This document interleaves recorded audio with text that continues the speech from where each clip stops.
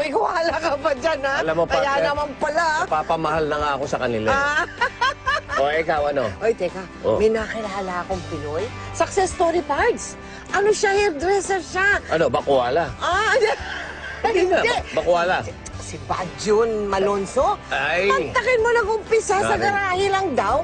Ngayon, naku, pinakasikat na Pinay o Pinoy hairdresser Kaya nga. dito Uy. sa Sydney, sa Australia. Okay, aber. Papanoorin mo ako.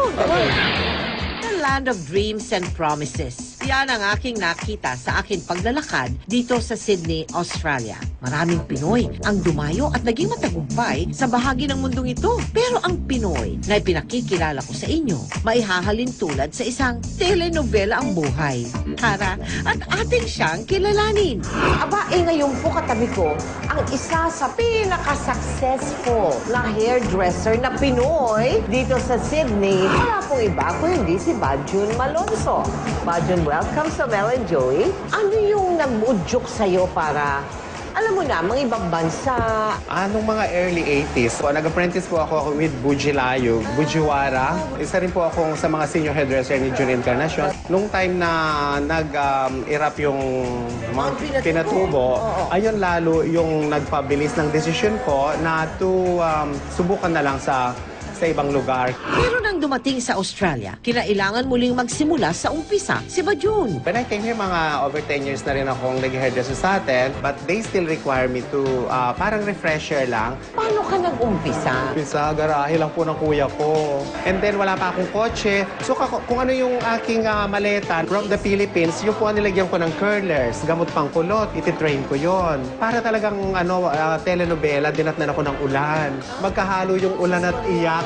Para akong basang sisiw. Sabi ko, challenge. Sabi ko, tsaka dasal po. At tila ngumiti ang langit kay Bajun dahil hindi pa nagtagal. Eto at kinilala na ng kapwa Pinoy ang kanyang galing sa hairdressing. What was it that gave you the break? Someone visited me from the council. Tapos, mabait sila.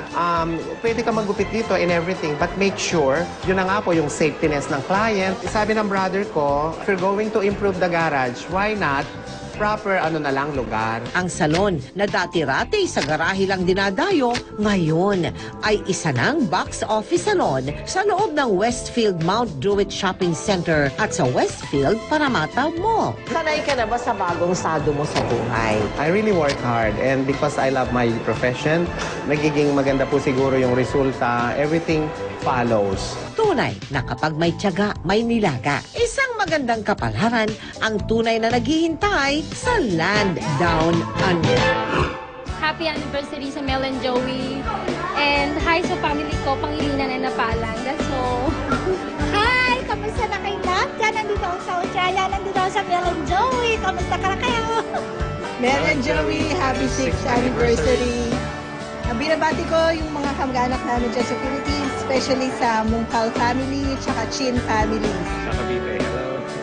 Mel and Joey, happy 6th anniversary.